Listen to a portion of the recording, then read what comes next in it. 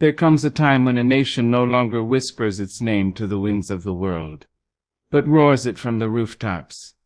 India, once bound by colonial shadows, now casts its own light across the continents. And when a sleeping giant awakens, even the most seasoned emperors begin to tremble in their towers. That tremble, that quake, that uneasy shifting of eyes toward the east, is the fear, the awe, the truth of India's rise. Yes, Donald Trump may speak in boastful tones, but behind the curtain of bravado, there echoes the quiet rattle of uncertainty. Let me tell you why. India's transformation is not a miracle. It is a movement born from the tireless energy of its youth, fueled by dreams that stretch farther than the horizon. Every city, every village, every digital screen glowing in the hand of a young Indian is a testament to the surge of a generation, unwilling to wait for permission. The children who once played in the dusty lanes now build apps that change how the world works. The students who once memorized pages by candlelight are now pioneering breakthroughs in artificial intelligence, biotechnology, and green energy. This energy, this ambition, this collective refusal to be underestimated, it is a force that does not ask to be feared, but demands to be respected. The world sees it. Donald Trump sees it. And no matter how loudly he may speak about borders, tariffs, and walls, he knows that no wall is high enough to contain a people who have already broken through the barriers of limitation.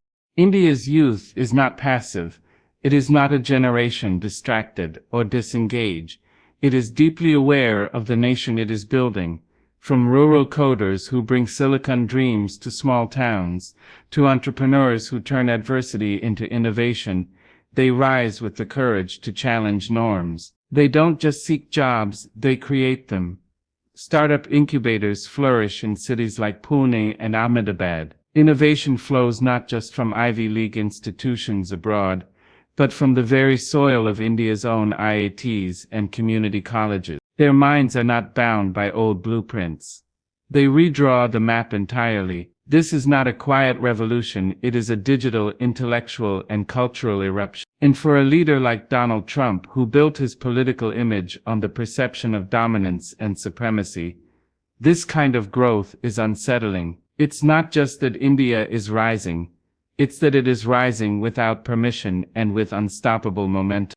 Trump and others like him have long operated in a world where economic and technological dominance was presumed to belong to the West. But when innovation blooms from a different latitude, when tech giants begin to invest, not in Silicon Valley alone but in Gurgaon, Chennai, and Bangalore, the balance begins to tilt. The narrative begins to shift. Power is no longer centered in the same hand. And when this happens, fear creeps in, not always loud but steady. It's a fear that the old order is being rewritten, not with conflict but with competence, not with war but with wisdom. And nothing frightens the old guard more than a new generation that doesn't need them to succeed. India's youth is global, yet deeply rooted in identity. They speak many languages, code in many frameworks, and think across borders, but they do not forget who they are. This grounding makes them even more formidable. They do not crave validation. They carry legacy and future together in their stride. That is something money can't buy and no political campaign can mimic. It is born of centuries of resilience, centuries of learning, and now centuries giving way to a singular opportunity to lead not just locally, but globally. Donald Trump may not say it outright, but the tension is visible. In every trade negotiation where India refuses to bow, in every tech summit where Indian companies take center stage, in every chart where Indian economic growth outpaces predictions. The tremor is there, because this growth is not a fluke. It is the deliberate, disciplined outcome of millions of young minds refusing to be told their time hasn't come. Their time has come, and it does not ask for validation from any Western leader. It arrives with India's strength does not come from showmanship or fleeting headlines. It rises from the deep, ancient well of cultural wisdom and spiritual resilience that has sustained its people through conquest, colonization, and chaos. While nations elsewhere define themselves through expansion or material might, India has always drawn its power from within. Its civilization older than empires and richer than any vault, holds truths that the world still struggles to grasp. The Vedas, Upanishads, and teachings of saints and sages are not just echoes of the past. They are living philosophies shaping how India thinks, feels, and responds to the world around it. Donald Trump, who built his worldview around external displays of strength, towers of steel, contracts inked with bravado, rallies roared in his name, finds himself bewildered by a nation that does not need to shout to be heard because its very silence hums with power. This kind of power does not waver when provoked. It does not rattle easily. India has endured. Empires have tried to erase it, divide it, loot it. And yet, every time the dust settled, India remained. That permanence is unsettling to those who rise quickly and expect the world to spin on their command. India, however, moves with the patience of mountains and the persistence of rivers. Its spirituality is not a retreat, it is a force. The prayer flags that flutter in Ladakh, the chants that echo in Tamil temples, the namaz that calls out in crowded cities, and the gurdwaras that serve food to thousands each day.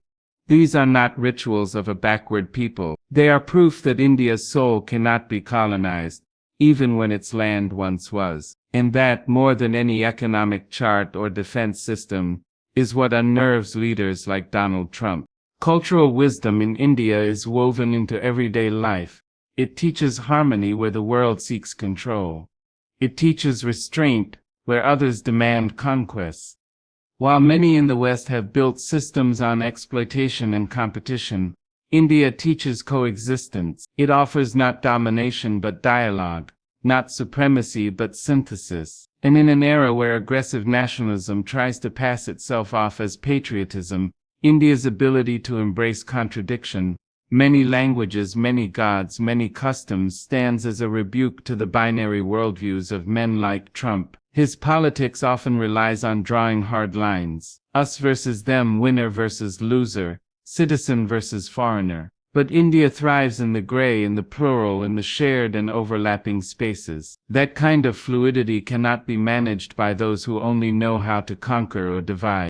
India's festivals are not just colorful spectacles, they are declarations of unity in diversity. Diwali lights up every street. Eid unites communities, Holi breaks barriers, and Christmas finds a home beside Buddha Jayanti. This tapestry is not stitched out of convenience, but carved out of centuries of living together. And such a model, imperfect, loud, chaotic, and yet whole, shows the world that there is another way to be powerful. Not by erasing differences, but by holding them all in one heart. That image of one people singing in many voices frightens those who lead by fear, because they know that such unity can never be manufactured. It must be lived, and India has been living it for millennia. So when India stands tall today, it does so with the weight of timeless truths. It does not swing with the pendulum of political trends. It roots itself in something deeper than votes or policy. Trump, and those who follow his path, instinctively understand that a nation that cannot be broken from the outside must be respected, if not feared. An India built not just on borders but on beliefs, not just on GDP but on generational wisdom, offers a quiet but unwavering reminder to the world: true strength is not loud, it is enduring. India's economic transformation is not just about numbers, it is a story of resurgence, resilience, and redefinition. A nation that was once dismissed as a developing economy, tethered to outdated systems and bureaucratic constraints, now stands as one of the fastest growing economies in the world. From the bustling streets of Mumbai's financial district to the tech corridors of Hyderabad, India pulses with ambition.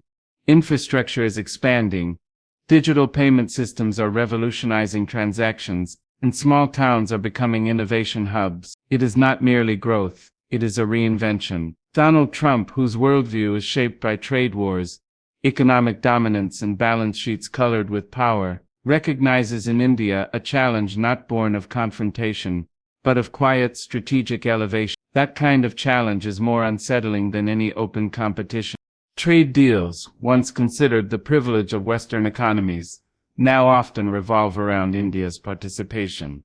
Major multinational corporations compete to invest in Indian markets, not just because of its population size, but because of the promise of long-term returns. With reforms in taxation, investment policy, and infrastructure, India is not asking for a seat at the global economic table, it is building its own. This shift is not sudden. It is the product of disciplined policymaking, massive technological adoption, and the unleashing of a consumer class that is young, educated, and eager to shape its own future. In Trump's world, economic competition often takes the form of tariffs, sanctions, and leveraging debt. But India's economic rise comes not by coercion but by conviction, and that cannot be manipulated through traditional tools of pressure.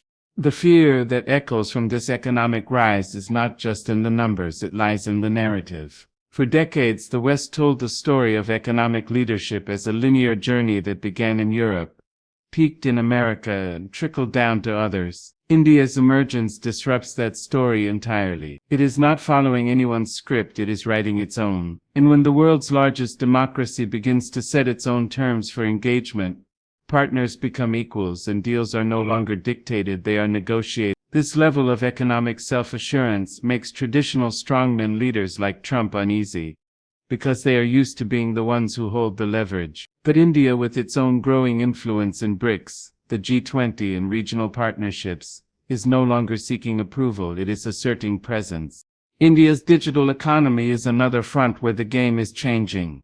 The Aadhaar system has connected over 1 billion people to formal identity, enabling access to banking, education, and health. The Unified Payments Interface (UPI) has made real-time digital transactions accessible, even in the most remote areas. These innovations are not just making lives better, they are reshaping the very architecture of modern economic engagement. While Trump celebrates legacy businesses and industrial revival, India is skipping stages, leaping directly into the future with blockchain, green energy, space tech, and sustainable infrastructure. That leap unsettles the old guard because it shows the world that progress no longer requires permission from traditional power centers.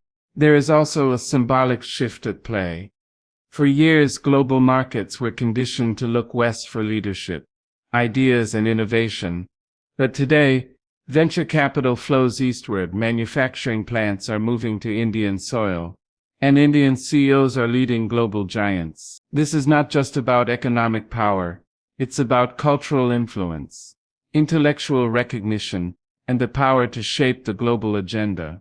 And that reality strikes a nerve for leaders like Trump, who equate economic leadership with geopolitical control. In India's rise, he sees a nation that is not just catching up, but in some areas setting the pace. And for someone who built an image of American exceptionalism, the idea that another democracy with different values and a different path could rival or surpass that image is not just surprising, it is unsettling.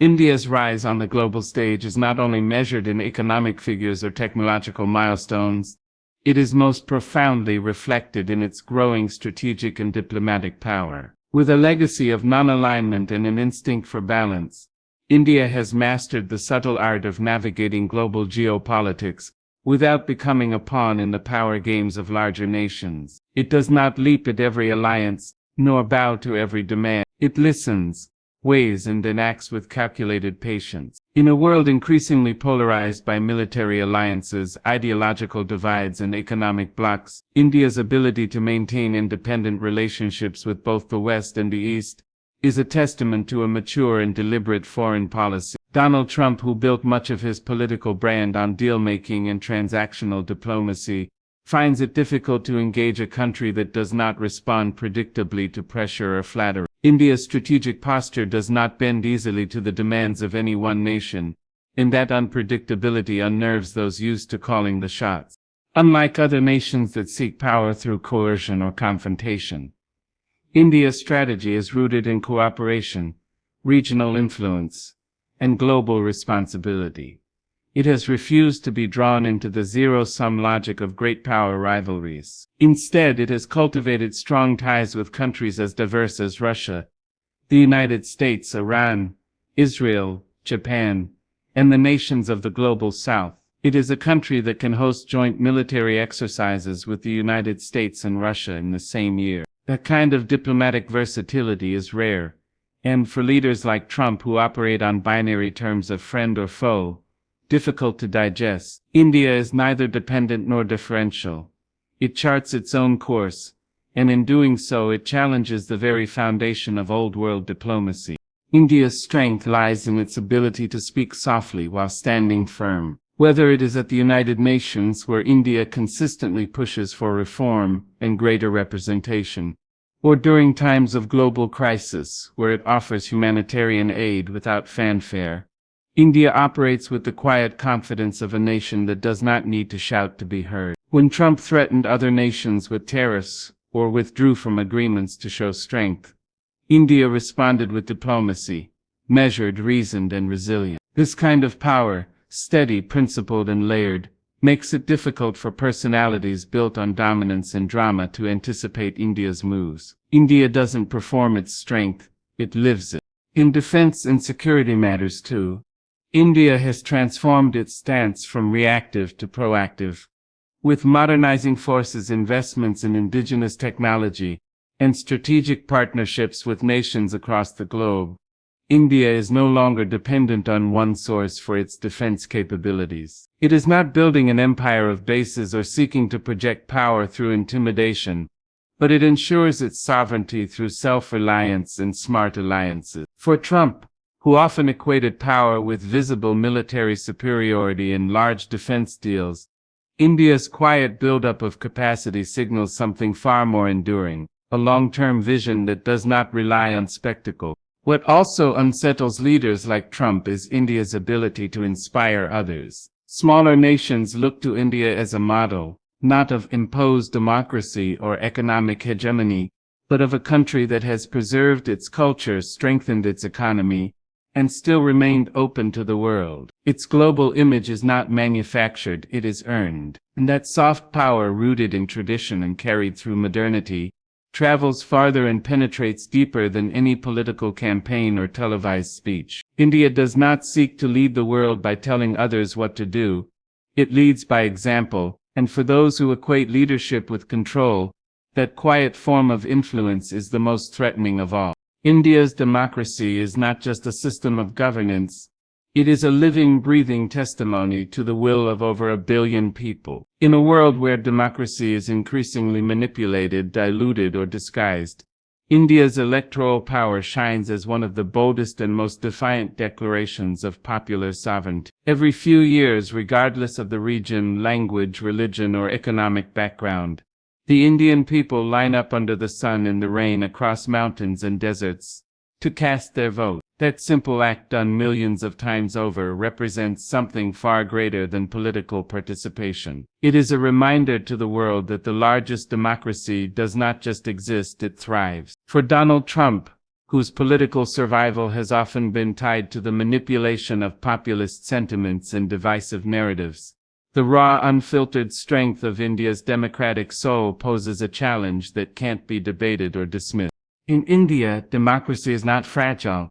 It is fierce. It is protected not by elite institutions alone, but by the determination of everyday citizens.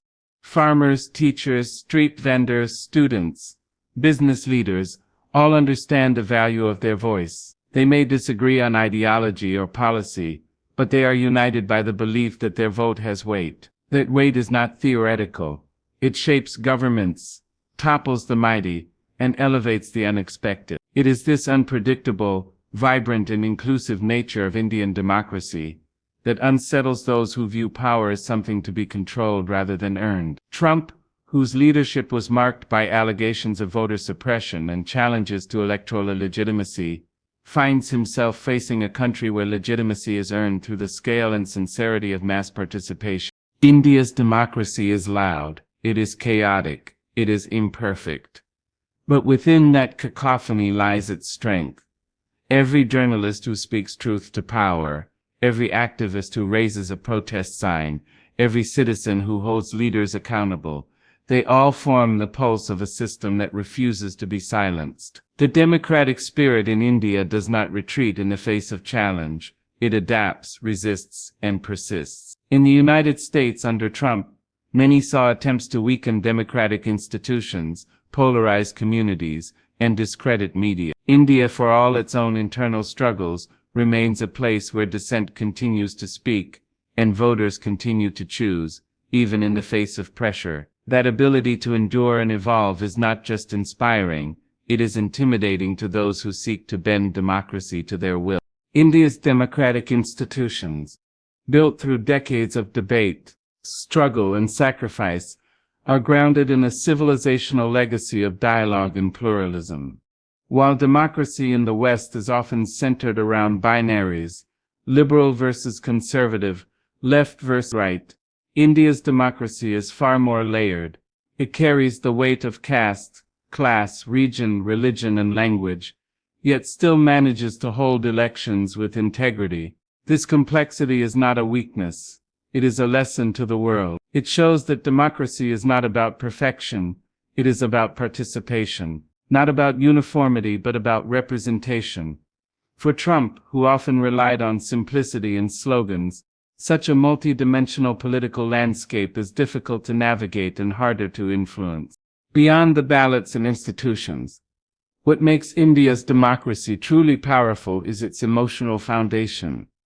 It is not taken for granted. It is cherished, even by those who feel disillusioned. It is protected by millions not because it is flawless, but because it belongs to them. No dictator, demagogue, or outsider can claim it. That ownership, that deep emotional bond between people and democracy, is the true pillar of India's strength. And for anyone who believes that leadership can be seized rather than earned, that power can be bought